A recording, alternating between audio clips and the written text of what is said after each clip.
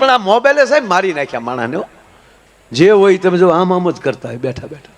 ઘણા તો મેળામાં આમ આમ કરતા ભીચે ફટકાય,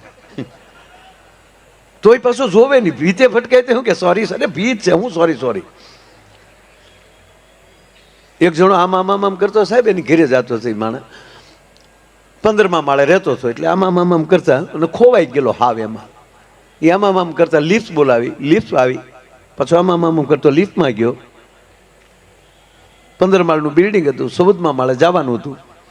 14મા ફ્લોર ઉપર એ રહેતો હતો. 14નું બટન દબ્યું, પાછું આમાં ખોવાઈ ગયો. એટલે વચ્ચે કોકે લિફ્ટ તો ઊભી રાખાવે માટે બટન દબ્યું હોય, એ 7મા માળે ઊભી રહી. તો એને ખબર જ નહીં, આમ કરતો એ ઉતરી ગયો. બોલો, જવાનું હતું 14:45માં, 7:45ના દરવાજે ઉભો રહ્યો. એ જ લાઈનનો જે હતો ને ફ્લેટ, એ આમ કરતા જ બટન દબ્યું. તો અંદરથી બેને આમ કરતા જ આવ્યા.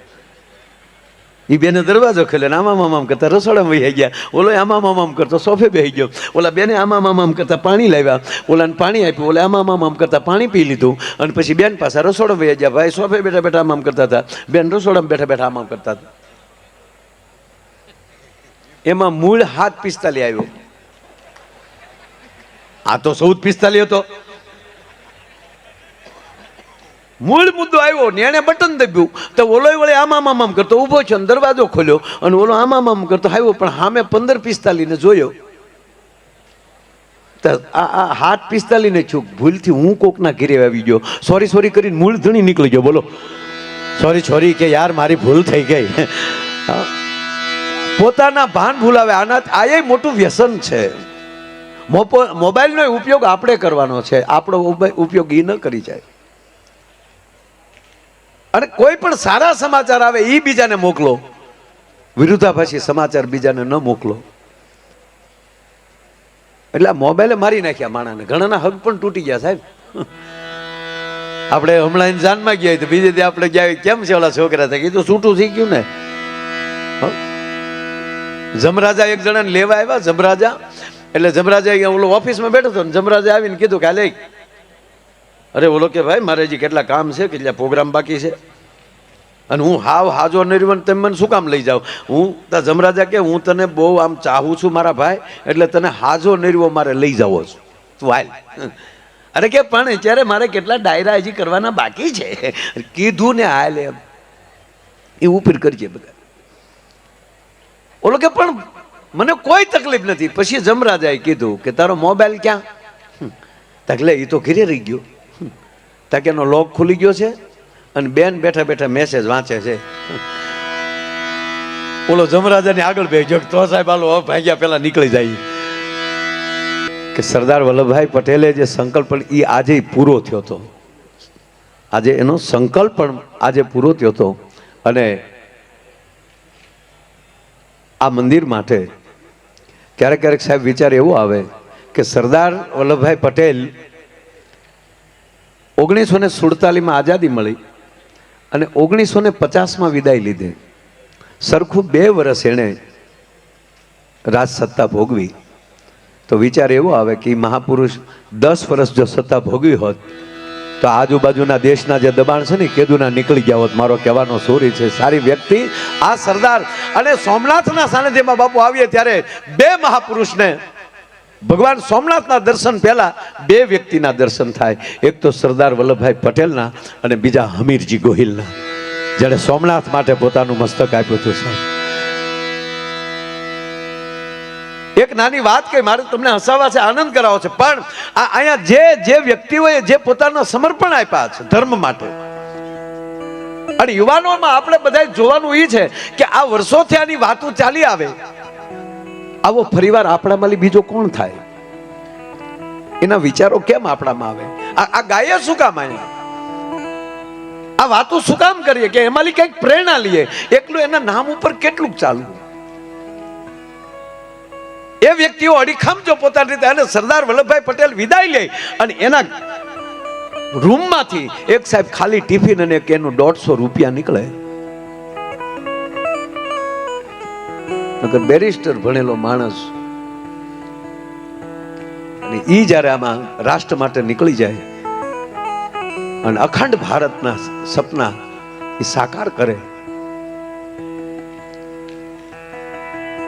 તો મને એવું લાગે છે કે સરદારના જે ચીલે સરદાર ચાલ્યા એ ચીલે જો તમામ નેતાઓ હાલતા થાય ને સાહેબ, અને આજે મને એવું લાગે છે કે નરેન્દ્રભાઈ મોદીએ જે વિચારો વલ્લભભાઈના અટકેલા પડ્યા હતા ને એને વિકાસ દેવાનું કામ કર્યું છે અને વેગ આપ્યો છે. 500 વર્ષનો જૂનો પ્રશ્ન આપણો પડ્યો હતો કે કોઈ ભગવાન રાઘવેન્દ્ર સરકારની ભૂમિમાં, એના જન્મભૂમિમાં એ ઢાસો કોઈ હટાવી નહોતું શક્યું. અને આવનારી 6 ડિસેમ્બરે, આજે 1 ડિસેમ્બર અને 6 ડિસેમ્બરે સાહેબ 1992 આ દેશના કાર સેવકોએ જઈને એ ઢાસો પાડ્યો હતો.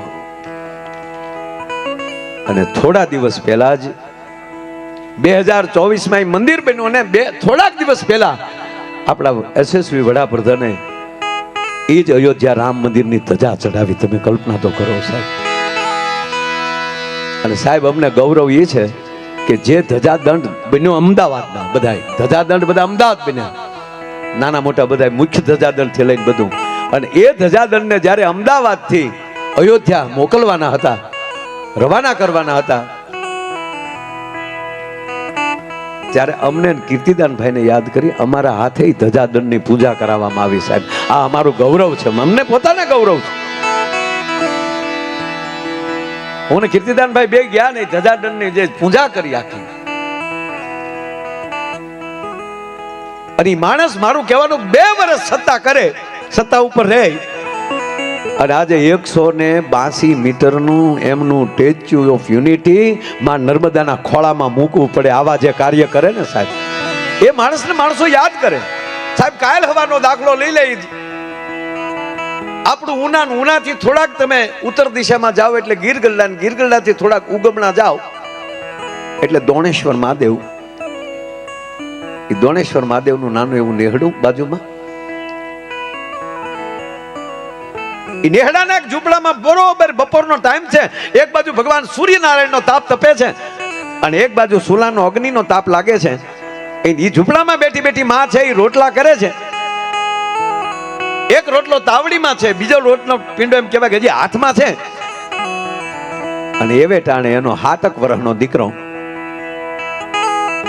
એક હાથમાં કટાર છે, અને 7 વર્ષના બાળકને જે આંખમાં ક્રોધ આવે એ રૂપક કેવું થાય કે નાના હાપના કણાને કોઈ પૂંછડી ઉપર પગ દીધો હોય અને જેવી રીતે સાપોલિયું છે એમ કે ફૂફાડો મારે, એવી રીતે 7 વર્ષનો દીકરો હાથમાં કટાર અને પોતાની માની દાઢી આમ પકડીને એટલું કીધું, માએ આમ છોકરા સામું જોયું તા તો તપેલ ત્રાંબા જેવી આખું થઈ ગયેલી દીકરાની. દીકરા, માં મને દીકરો નો કહેતે. શું બોલેસ તું? કે માં તો મને જવાબ દે, મને ખબર છે. હવે હું તને પૂછવા જાઉં આનાથી બીજી જગતમાં બીજી ગાળ ન હોઈ શકે, પણ હું તને માં પૂછું છું કે મારો બાપ કોણ છે? તું મારા બાપનો પરિચય કેમ નથી આપતી? અને અત્યારે મારા ભેરુડા ભેગો નદીના પટમાં રમતો હતો અને મને મારા ભેરુએ મેણું માર્યું. સાહેબ 7 વર્ષનો દીકરો મેણું ન ખબીએ કે ને, અને માં સુધી પહોંચી જાય કે માં તું મને કે મારો બાપ કોણ છે?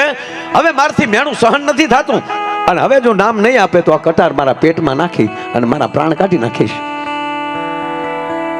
અને એટલી જ વારમાં માએ લોટનો પીંડો જે હતો એ કાથરટમાં નાખ્યો અને છડાપ કરતી ઠપાટ મારી અને એક હાથમાં એમ કે ભાઈ કે લોટના પીંડાને ઘા કરીને બીજા હાથે એમ કે ભાઈ છોકરાના હાથમાંથી જમિયાનો કટારનો ઘા કરી નાખ્યો અને બાવડું પકડ્યું અને દીકરાને એટલું કીધું કે હવે તારો બાપ જોવે છે ને, તારે હાલ તારો બાપ દેખાણો. સાહેબ બપોરને ટાણે જનેતાએ દીકરાનું બાવડું પકડીને ન્યાલી ચડપ જેથી ડગલા માંડ્યા અને અહીંયા આવીને ભગવાન સોમયાનાથની ધજા ફડાકા મારતી હતી, એની સામે નજર સીધી અહીંયા દી હાથ નીકળ્યો. સાહેબ આ બરોબર એમ કે ભાઈ આરતીની વાટું ચડેલી, નગારે ઘા થયેલા, ઝાલરના ઝણકારા થયેલા, શંખના નાદ થયા અને એવે ટાણે કીધું કે એ દીકરા કહેશો ને કે મારો બાપ કોણ છે? તારો બાપ સાંભળી લે, આ ભગવી ધજા ફડાકા મારે ને એ તારો બાપ છે. તેથી સાહેબ દીકરા એટલું કીધું કે માં માફ કરજે, આ ભગવાન સ્વામીઓનાથ છે કે હા તાકી મારા એકનો બાપ નથી, એ તો આખા જગતનો બાપ છે. હે કે એ મારા એકનો બાપ નથી માં, એ આખા જગતનો બાપ છે. તું વાતને ચોર નહીં, મને બીજે રસ્તે ન ચડાવ.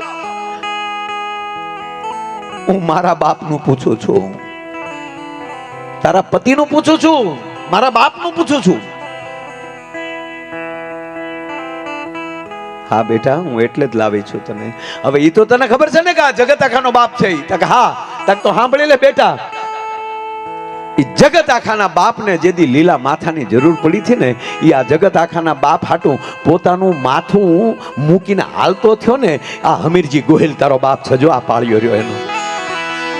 આ તો બેટા બાપને છેડે કેળો, ઈ કેડે દીકરો ન વયો જાય. અને તું તો મારા બુઢાપાની લાકડી છો, અને તું મારથી દૂર ન વયો જા, બાપને કેડે વયો ન જા, એટલે મેં તારા બાપનું નામ છુપાવ્યું હતું. બાકી હાલ હવે તારા બાપને પાળીએ, આપણે બે દર્શન કરીએ. અને સાહેબ કહેવા ગયો કે પાળિયાની માથેલી તેદી બાઈ છે, એ પોતાના ઓઢણાથી આમ કહેવાય ધૂળ ખખેરતી હતી. અને પાળિયાને અડીની બાઈના એટલા બધા આહુડા, કારણ કે ઘણા વર્ષે આવી પાળિયા પાસે દીકરાને મોટો કરવો તો વેગડા ભીલને નેહડે રહેતી હતી. અને સાહેબ 18 વરણે આમાં બલિદાન આપ્યા છે. અહીંયા હમીરજીનું ટેચ્યુ જોઈને એની અંદર અનેક પાળિયા છે. એ પાળિયા એવા છે કે એમાં 18 વરણના પાળિયા છે. એ પાળિયાને વંદન કરતા કરતા સાહેબ એ બાઈની આંખમાંથી એટલા બધા આહુડા પડ્યા કે પોતાના આહુડાથી પાળિયાને અભિષેક થઈ ગયો સાહેબ, આહુડાનો. અને કવિદાદને લખવું પડ્યું સાહેબ. આપણો આ ધરતીના કવિદાદ, આ હિરણ નદીને કાંઠે રહેનારો આપણો કવિ પદ્મશ્રી કવિદાદ બાપુ એ લખે છે,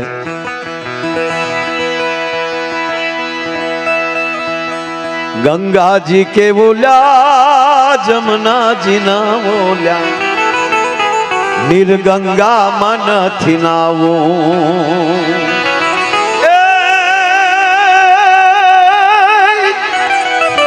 અનમતી હાજે ઓલી નમણી વિજોગણના, ઉના ઉના હુડાથી નાવું રે ઘડવૈયા મારે ઠાકોરજી નથી થાવું. ઘડવૈયા મારે ઠાકોરજી નથી થાવું.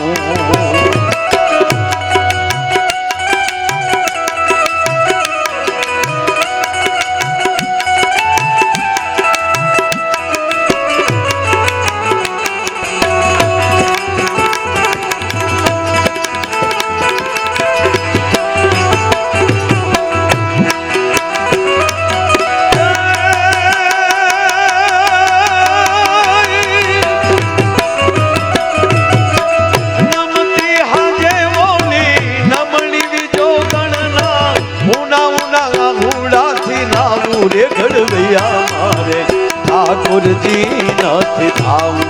ઘડવૈયા મારે ઠાકોરજી નથી થાવું.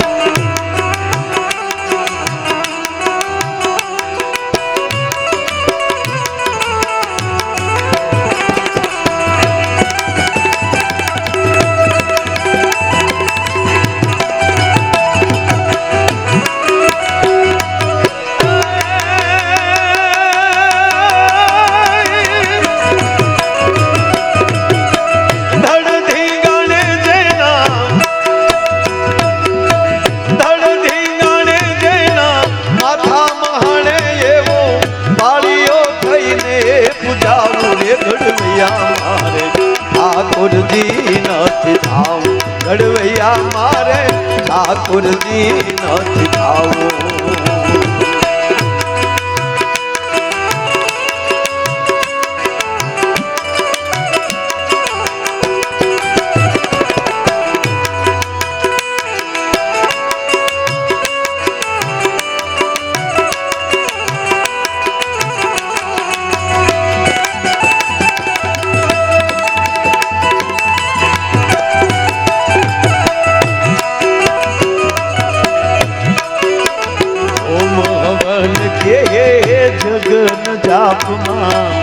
વાઘામાં નથી વીંટળાવું. સાહેબ આ દેશનો યુવાન એમ કહે છે કે હું હાથમાં માળાનો બેરખો લઈ લઉં તો અખિલ બ્રહ્માંડના માલિકને ધરતી ઉપર આવવું પડે. આ દેશનો વાણીઓ અને શેઠ સગાળ છે એમ કહેવાય કે એક વ્રત લઈને બેસી જાય તો બિલખાના જાપામાં અખિલ બ્રહ્માંડના માલિકને સાધુનો વેહ ધારણ કરીને આવવું પડે એની પરીક્ષા કરવા માટે. જલિયાણ જોગી અને વીરબાઈ છે એ ટેક લઈને બેસી જાય કે અમારા વીરપુરના જાપા માલિક કોઈ જમ્યા વગર ન જાય. આવી ટેક લઈને બેહે ને અખિલ બ્રહ્માંડના માલિકને સાધુ થઈને પંગતમાં જમવા આવવું પડે. ત્રણ થી આ પૃથ્વી હાલે છે એટલે જ આપણે 11 લાઈનના 3 તાર હોય. કવિએ જનેતાને ઠપકો આપ્યો. બાપુજીને બહુ ઓછું કીધું છે. જેટલા દુહા બન્યા છે જેટલા કાંઈ તો એ વધારે માં ઉપર. કવિઓએ જનેતાને ઠપકો આપ્યો કે હે માં, જનની જણી તો કાં ભગત જણી, કાં દાતાર અને કાં સૂર, નહીતર રેજે વાંજણી. ગાંઠનું ખાંડ ગામની આંખે થતા હોય એવા નહીં. છોકરા ગામના નહીં કાંઈ કામના, ખોટી બદામના મોકલો આમના જ નીકળે આમના. આપણે આમ મૂકીને આવ્યા હોય તો મેળામાં આટા મારતો હોય. બોલો. પણ હું તો માતાઓને કહું છું, માતાઓને પિતાઓને બેય નહીં કે બાળકોની હાજરીમાં ઘરે કાંઈ બીજું નો, કારણ કે એ તરત ચેકઅપ કરશે. અત્યારે આ 2 વર્ષનું થાય એ લોક ખોલતું થઈ જાય મોબાઈલમાં. ઘોડિયામાં હું તો અને માવું તે વળી કાંઈ નહીં, એને ન રમાડવું હોય તો મોબાઈલ પકડાવી દે. આપણે કે પણ એને મોબાઈલ શું કામ આવો કે રહેતો નથી, પણ એ તો આપણે સમજીને પ્રોગ્રામ રખાય. જે હોય ને મોબાઈલ પકડાવી દે. મારું ઓલું મોબાઈલ થઈ જાય.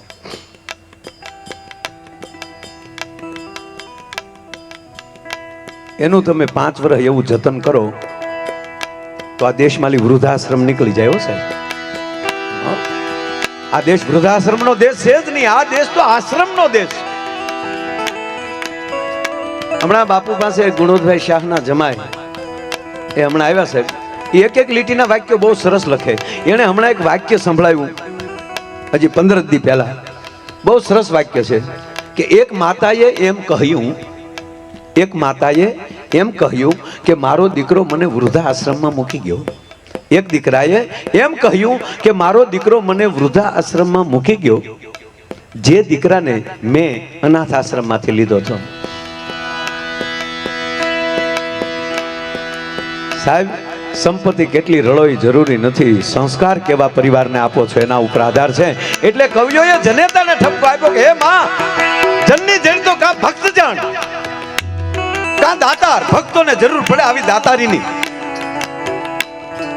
અને ભક્તોને દાતારને જેદી જરૂર પડે, કોઈ વિધર્મીઓ જેદી એને હેરાન કરે ત્યારે ધર્મ હાટું પોતે એમ કહેવાય સૈનિકમાં ભરતી થઈ જાય, પોલીસમાં ભરતી થઈ જાય. આવા વીરવર પુરુષને જન્મ દે. આ સાહેબ તમે કલ્પના તો કરો, કલેક્ટર સાહેબ ને બેઠા આખા જિલ્લાના વહીવટ વ્યવસ્થા કરવાની, બધાને હાંસવાની. અમારો ભૂરો સાહેબ દૂધ ભરતો અને ભાવનગર કલેક્ટર સાહેબ નું દૈન્યું ભરે. એમાં એકવાર રવિવાર રહેશે ને સાહેબ હમણાં છોકરો કઈક પટાવાળા કઈક કામ કરવા વાળા તે હાજર નહીં હોય, અને ભૂરો અમારો પાછો ઓલો રાજદૂતે પંપુડું રાખે, પંપ કરે એટલે ખબર પડે દૂધ વાળો આવી ગયો. સાહેબ ને એમ છું કે ભૂરા ને હું મળતો આવું. તો સાહેબ તપેલી લઈને આમ ઉભા રહ્યા તો ભૂરો હજર. હા ભૂરા સામે કલેક્ટર સાહેબ તપેલી લઈને ઉભા. સાહેબ તો દૂધ લઈને વે ગયા. ભૂરા કઈ કામકાજ નથી ને બેટા કે ના સાહેબ કામ આપણે હશે તો કહેશું. હવે સાહેબે કીધું નહીં કામ હોય કહેજે. પછી તો ભૂરો છૂટા આખે રાજદૂત મળ્યો આખવા સાહેબ, જે હોય ને અડાડી દે. અને પાછા જેને હોય ને કે કામ કલેક્ટરનું સાહેબનું કામ હોય તો ભૂરાને મળો. તો ગામે કીધું કે ભાઈ અમારે કામ નથી, તારા છોકરાને નોકરીએ ચડાવી દે જા. ભૂરો ઓફિસે ભગ્યો, ચીઠી ગઈ ત્યાં ભૂરાભાઈ મળવા આવ્યા છે.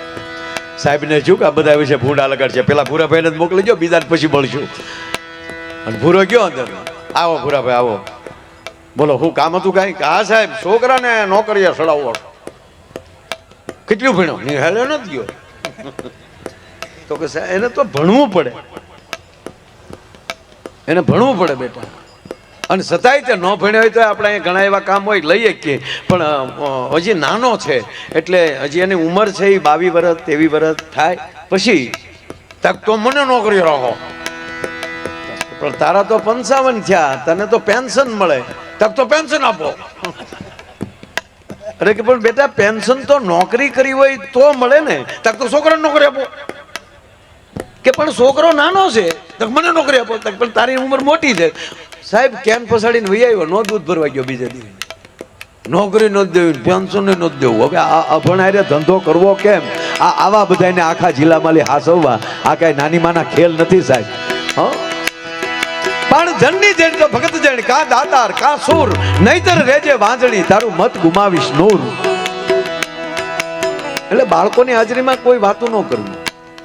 અને એમાંય સાહેબ સુધરેલા માણસો બાથે ને બે માણસ, એ તો સાંભળવા જેવું હોય. આમ જો કે ફડાકા ન બોલાવે, આપણે ગામડામાં તો ફડાકા બોલાવી લે. હવે જો હામું બોલી. અને સુધરેલા માણસોથી આપણે સૌરાષ્ટ્રની વાત જ નથી, હું આફ્રિકાની વાત કરું છું. સુધરેલા માણસો બાદ બે માણસ ઝઘડતા હતા. બે તમે જાઓ કૂતરા જેવા છો. તો ઓલી બેન કે, ઓલી બેને કીધું ને કૂતરા જેવા, તો ઓલા બેન ને હું કે તું પણ કૂતરી જ છો. નહીં તમે કૂતરા છો, નહીં તું કૂતરી છો. તો છોકરા બોલ્યા, હે બાપા તો અમે ગલુડા ને. બાળકો મોઢે ન બોલાય સાહેબ. મારો કહેવાનો અર્થ કે આ દેશનો યુવાન હાથમાં હથિયાર લઈ લે તો દુશ્મનોના ગાંજા ગગડાવી શકે. અને એટલે અમારો કવિ લખે છે કે હમીરજી પાળજો શું કહે છે? ઓમ હવન કે જગન જાપમાં વાઘામાં નથી વીટલાવું.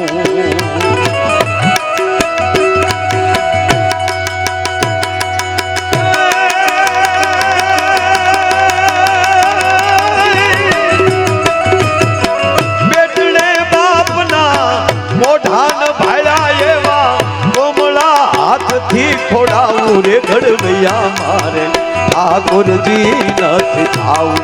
ઘડવૈયા મારે ઠાકોરજી નથી થાવું.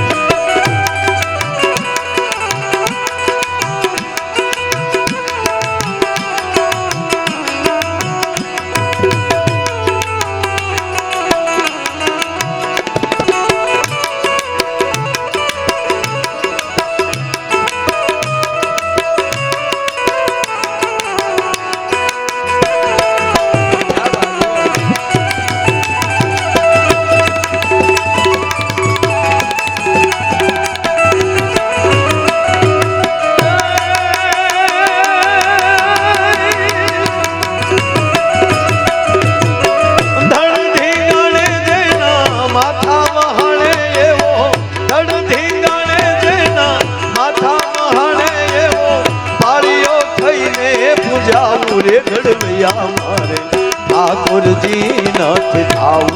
ઘડવૈયા મારે ઠાકોરજી નથી થાવું. ઘડવૈયા મારે ઠાકોરજી. બાકી છે માણસ વિચારે એને પોતાને કરવાનો છે, મારે શું કરવું છે. મિલિટરીમાં જે યુવાનો ભરતી થાય એનો પગાર કેટલો છે એ ખબર છે આપણને. તો એટલા રૂપિયા તો એ અહીંયા કોણી મારીને કમાઈ શકે મહિનાના. પણ નહીં, પરમાત્મા એ માટે એને મોકલ્યો છે. આપણને જે કઈ જવાબદારી મળે છે ને ઈશ્વરે નક્કી કરીને મોકલેલા વ્યક્તિઓ છીએ આપણે. અમને બોલવા મોકલ્યા છે, કીર્તિદાનભાઈને આવું ગાવા માટે મોકલ્યા છે. એ પોતાના શબ્દોથી, પોતાના સુરથી, પોતાના ગળાથી સમાજની સેવા કરે છે. આ ભાઈઓને તબલા માટે મોકલ્યા અને મંજીરા માટે મોકલ્યા. નકર આને નહીં થતું હોય કે હું ક્યાંક વગાડું. સાહેબ આ ખરેખર મંજીરું છે, અઘરામ અઘરું છે વાદ્ય. જીવના જોખા મારે વગાડવું પડતું. આખા સ્ટેજ ઉપર ઘણા બધા કાર્યક્રમો થતા હોય તો સાહેબ અનેક વાદ્યો છે.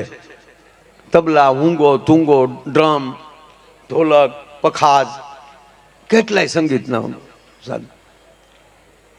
પણ એમાં અઘરામ અઘરું હોય તો મંજીરું. ધ્યાન ન રાખે તો એના ટકામાં લાગે. મોજમાં આવી ગયા બાજુવાળાને ડી જાય.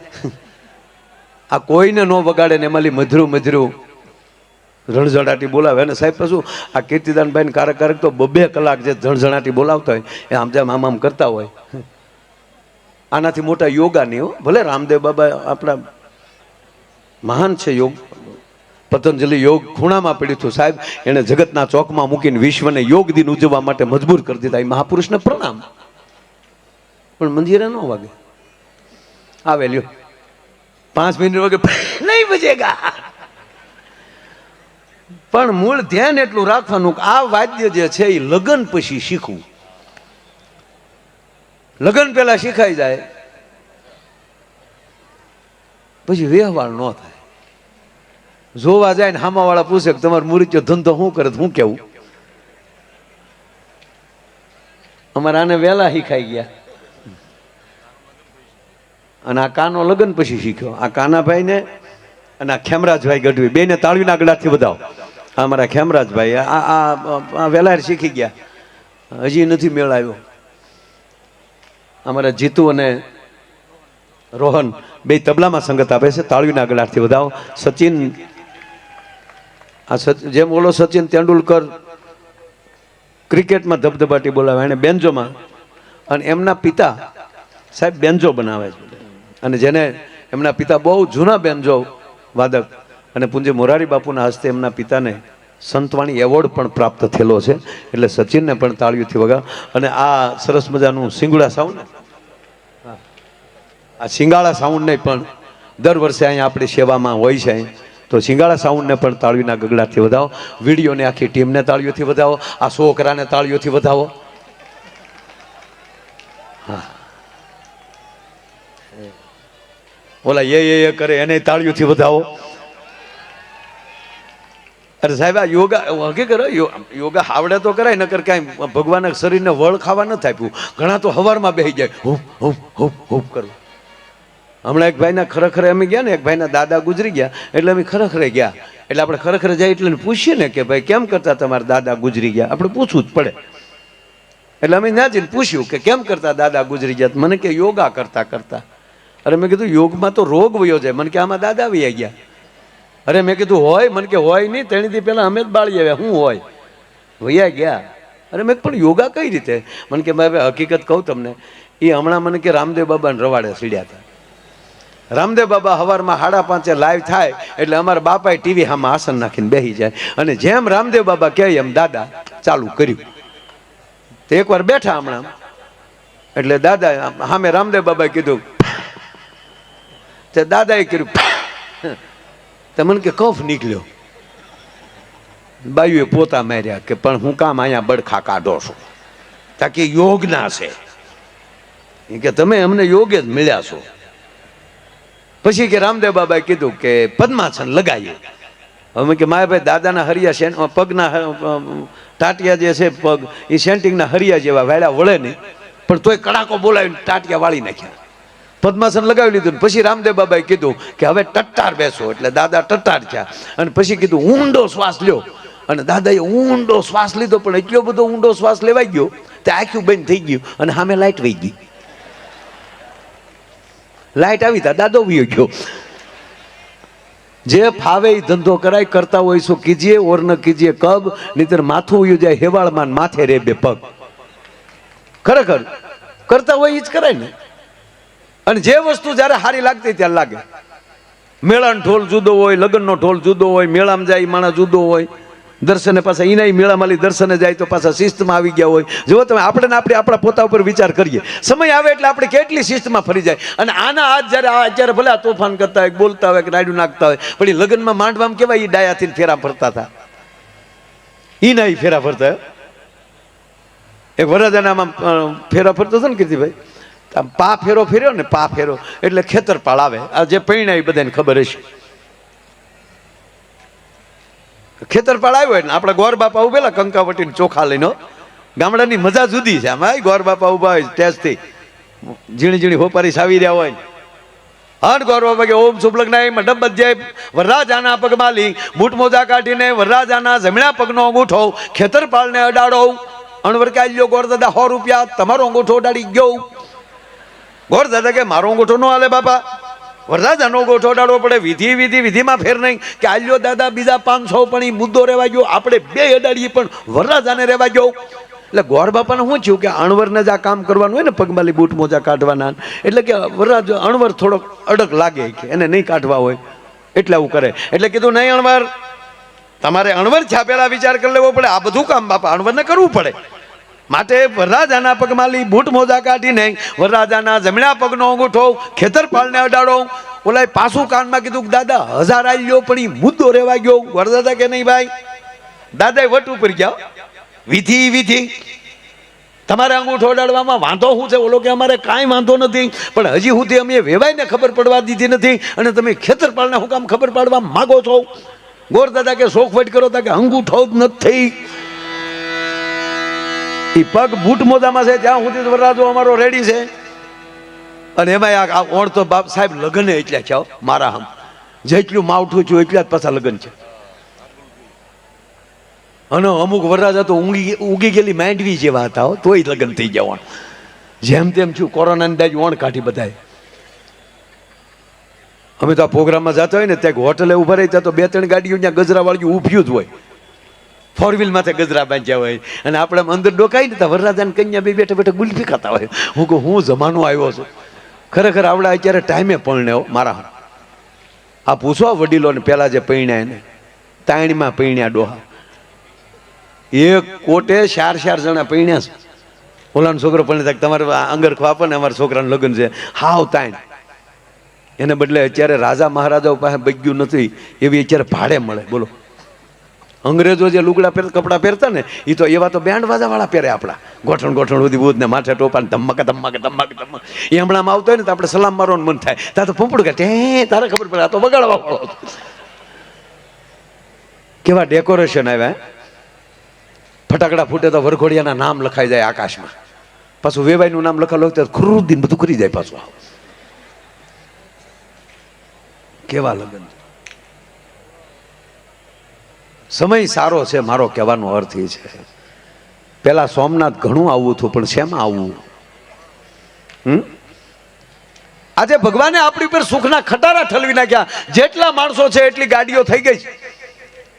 બસ ઘટે છે એટલું કે આપણી અંદરથી ઈર્ષા વહી જાય, જ્ઞાતિ જાતિના વાડા વયા જાય. બસ સંકલ્પ લઈએ ભગવાન સોમનાથના સાનિધ્યમાં કે અમે ગુજરાતને સ્વચ્છ રાખશું, અમે કચરો નહીં પાડીએ, અને અમારી અંદર કચરા રૂપી જે વિચારો છે એનો અમે ત્યાગ કરશું, અને અમે 18 વરણ એક થઈને જ્ઞાતિ જાતિના વાડા મૂકીને અમે ગુજરાતી બનશું, અમે ભારતીય બનશું. આટલો જ વિચાર ઘટે છે. ઈર્ષા માણસને મારી નાખે છે. 4 વસ્તુ કંપની ફિટિંગ છે. આપણો જન્મથી આરે આવે. ઈર્ષા, ક્રોધ દરેક જીવને, માણસને એકને નહીં, દરેક જીવને ઈર્ષા, ક્રોધ, વટ અને વળ. નકર ખૂટિયા શું કામ બાંધે? હે ભાઈ, ખૂટિયાને કઈ વેચવું છે? કેવા બાંધે? કારણ કે કંપની ફિટિંગ છે. કાકીડા વાડીઓમાં બાંધે છે, કીડીયું કણ હાટું બાંધે છે. અરે બધાયનું છોડો, આપણી પોતાની વાત કરો સાહેબ. કે માં એક બાળકને જન્મ આપે અને ઈ બાળક છે 2-3 વર્ષનું થાય, અને માં બીજા બાળકને જન્મ આપે ત્યારે ઓલા બાળકને થોડુંક આખું કરે ઢગાને, નાના બાળકને વધારે ધ્યાન દે. પણ એ નાના બાળકને ઘોડિયામાં નાખવા જાય તો ઓલો ઢગો પેલા ઘૂસી જાય છે. આ હગા ભાઈથી તો ચાલુ થયું છે. આ કોણે એને શીખવાડ્યું છે? નહીં, ઈ કટોરામાં હું જ જમીશ, ઈ જબલું હું જ પહેરીશ, ભાઈ નહીં. અને આ બધું માણસ કાઢી શકે. પછી એ ક્યારે કાઢી શકે? કે આવા મહાપુરુષોનો સંગ થાય, આવા મહાન તીર્થોના દર્શન થાય. આ દર્શને આવવાથી આ બધું નીકળે તો જ દર્શનનું ફળ મળ્યું. માની લેજો. આ ભગવાન શિવ શું કામ પૂજાય? આખું ફેમિલી ફૂલ હો. બધાય ભગવાનનું ફૂલ ફેમિલી નથી પૂજાતું. દીકરો ગણપતિ પૂજાય, કાર્તિકી મહારાજ પૂજાય, માં ભવાની પૂજાય, મહાદેવ પૂજાય. એ તો પૂજાય પણ એના ઘરેણાય પૂજાય. એ પૂજાય છે ક્યારે? મહાદેવ પેલા એ શીખવે છે કે તમને કોઈ તમારો વિરોધી લાગતો હોય ને, ઝેરીલો લાગતો હોય ને, એને અહીંયાનો હાર કરીને રાખો. શું કામ તમારથી એને આખો કરો છો? એ ઝેરને કંઠમાં રાખો. તમે કોઠામાં ન ઉતારો ને તમે ઝેરીલા ન થાઓ. ત્રીજી વાત, સાપને ઉંદરને કોઈ દી ભળે? રહેને એક મંદિરમાં ભેગા. મહાદેવ ઈ શીખવે છે કે જાતિ જ્ઞાતિ મૂકો, નાના મોટાનો ભેદભાવ મૂકો.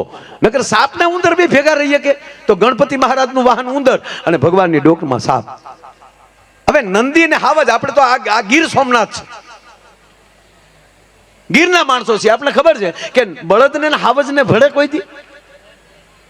તો એને બદલે ભગવાનનું વાહન નંદી છે અને ભવાનીનું વાહન સિંહ છે ને એક મંદિરમાં ભેગા. આ બધું કરવા બે ઘણી વાત છે, મોર ને બધું. પણ જ્યારે મહાદેવ પાસે, ભગવાન સોમનાથ પાસે આવો તો એ ચંદ્રને જો શ્રાપમાંથી મુક્ત કરી શકતા હોય તો આપણને કેમ ન કરે? પણ એ જો આપણામાં વયું જાય, આપણામાં ઈર્ષા વહી જાય, આપણામાં એકતા આવે, જ્ઞાતિ જાતિ વાત છૂટી જાય અને એકતા આવે અને સત્ય આવે ને હકારાત્મકતા આવે, ત્યારે જ માની લેજો હું સાચો સોમનાથમાં દર્શને આવ્યો છું. અને એ ભગવાન સોમનાથના મેળામાં 10-10 લાખ માણસ મેળો માણ્યો હોય. આખા વર્ષના કેટલા યાત્રિકો આવે એની ગણતરી તો મારી પાસે નથી, પણ જો આ મેળાના જે અંદર જો 10-12 લાખ માણસ 5 દિવસની અંદર દર્શન કરીને વયું જતું હોય, મેળો માણીને વયું જતું હોય, તો એ કેવલ મેળો જ કર્યો માની લેજો. પણ આ સંકલ્પ સાથે ઘરે જઈએ કે હું મારા ગામને ગોકુળિયું બનાવીશ. ભૂતપૂર્વ આપણા ટ્રસ્ટી કેશુ બાપા, એણે પણ જે તે સમયે ગોકુળ ગામ યોજના મૂકેલી, આપણા મુખ્યમંત્રી હતા ત્યારે. એ બધું કરવાનું આપણે, મારો કહેવાનો અર્થ એ છે કે આવા મેળાવડા હોય અને આવી જાહેર જગ્યાએ જ્યારે ભેગું થવાનું હોય ત્યારે 5 વિચાર હારા લઈને જઈએ અને એ વિચારો ગામમાં કહીએ કે અમે મેળામાં ગયા ત્યારે અમને આ વિચાર આવ્યો, અમે આ સંકલ્પ કર્યો, તો જ આ મેળાના ખર્ચા છે ને મારા બાપ એ વસૂલ થશે અને આપણે મહાદેવ પાસે આવ્યા એ સાર્થક થશે. અને આજે થોડાક દી પહેલા નરેન્દ્રભાઈ મોદી સાહેબ આપણા વડાપ્રધાને જે અયોધ્યામાં ધજા ચડાવી અને ત્યારે એમણે કીધું કે 1847 થી 1947 આપણે આઝાદ પ્રાપ્ત થઈ, પણ સાહેબે કીધું કે આવનારા 2040માં મારો દેશ ક્યાંક નોખી ઉર્જા લઈને આવી રહ્યો છે. એ ઉર્જા ક્યાં દેખાય છે કે આ નવી પેઢીઓમાં દેખાય છે કે એ ઉર્જાઓ કાંઈક આપણને લેશે. તો એ વિચારોને આપણે સાકાર કરીએ અને સારા વિચારોથી આપણે હાલીએ તો જ મજા આવે. નહીતર સાહેબ એક આવો મેળો અને મેળામાં મા દીકરો બે ફરવા ગયેલા, કેળાને કાંઠે મેળાના રસ્તાને કાંઠે એ માડીનું ઝૂંપડું, એ ઝૂંપડે માં રહેતી હતી નાનો દીકરો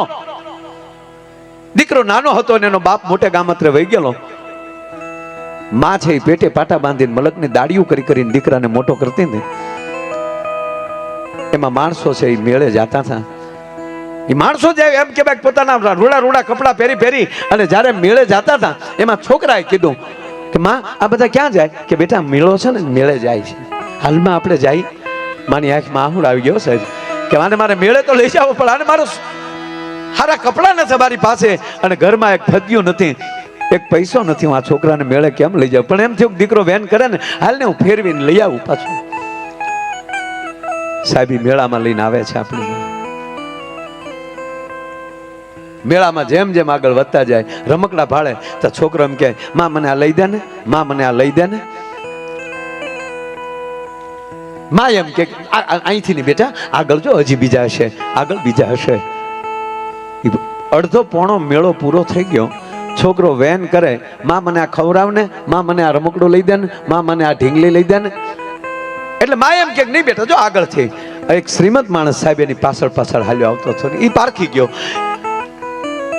કે આ માં પાસે પૈસા નથી, ગરીબ બાઈ છે.